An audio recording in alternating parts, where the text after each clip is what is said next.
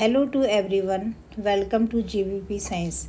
आज हम स्टडी करते हैं व्हाट आर जीएम क्रॉप्स, यानी कि जेनेटिकली मॉडिफाइड क्रॉप्स।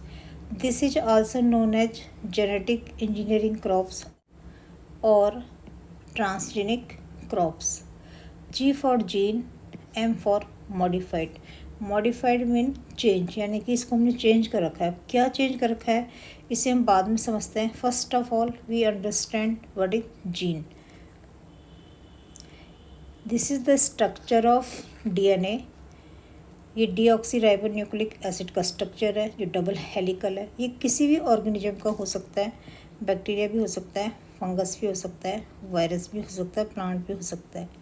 डीएनए का कोई पर्टिकुलर पार्ट, सपोज यहाँ से समझ लो, डीएनए का कोई particular part, suppose this part is known as gene. ये पर्टिकुलर पार्ट जब कोई स्पेसिफिक फंक्शन करता है तो इसे हम क्या बोलते हैं? जीन।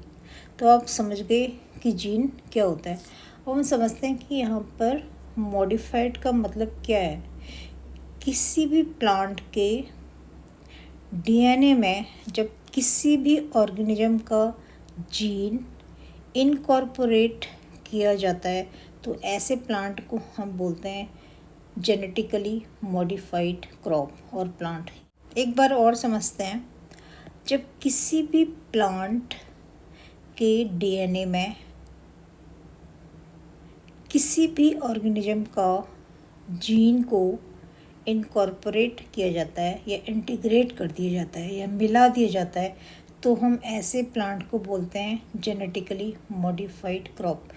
ऐसा क्यों करते हैं और इसको करने से क्या फ़ायदा होता है, लेट्स अंडरस्टैंड। जब जीन को किसी भी प्लांट में इनकॉर्पोरेट हम कर देते हैं, जीन फंगस का हो सकता है, बैक्टीरिया का हो सकता है, वायरस का हो सकता है, किसी भी प्लांट का हो सकता है, तो उसके जीन के क्या क्या फंक्शन होते हैं। कुछ पॉजिटिव फंक्शन होते हैं बहुत अच्छे, जैसे gene acts as a herbicide tolerance. एक फार्मर को अपने फील्ड में हर्बिसाइड डालना पड़ता है, वीडिसाइड डालना पड़ता है, लेकिन उससे चांसेस है कि जो मेन क्रॉप होती है उसको भी डैमेज हो जाए, क्योंकि तो कुछ जीन ऐसे हैं जो जब हम प्लांट में उसे इनकॉर्पोरेट कर देते हैं तो वो हर्बिसाइड को टॉलरेट कर ले जाते हैं। तो this is the good feature of the plant. ऐसे ही जीन का और क्या फंक्शन हो सकता है, इंसेक्ट रेजिस्टेंस। ऐसे बहुत सारे प्लांट हैं, जैसे कॉर्न का प्लांट है, कॉटन का प्लांट है। एक बैक्टीरिया होता है जिसे हम बोलते हैं बीटी, यानी कि बेसिलस थूरिनजिएंसिस बीटी। स्मॉल फॉर्म में से हम बीटी कहते हैं। इस बैक्टीरिया के अंदर इस बैक्टीरिया के डीएनए का एक जीन ऐसा होता है, ठीक है, उस जीन का नाम है, वो एक प्रोटीन बनाता है, जीन CRY1AB प्रोटीन।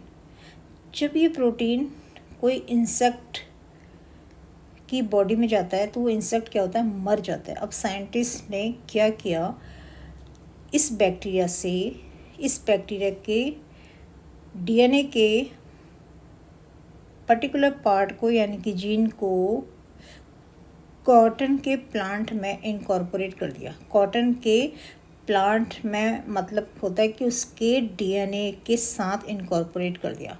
तो ऐसे प्लांट को हम क्या बोलते हैं, बीटी कॉटन। तो ये भी अच्छी क्वालिटी है।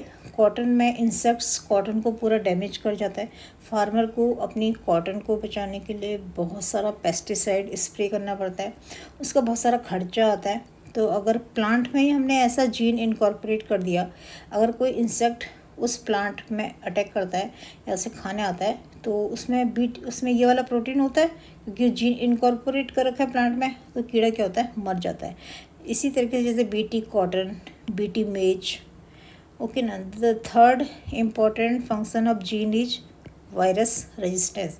बहुत सारे जीन ऐसे हैं जब उसे प्लांट में के डीएनए के साथ इनकॉर्पोरेट कर देते हैं, मिला देते हैं, तो वो वायरस के लिए रेजिस्टेंस हो जाता है।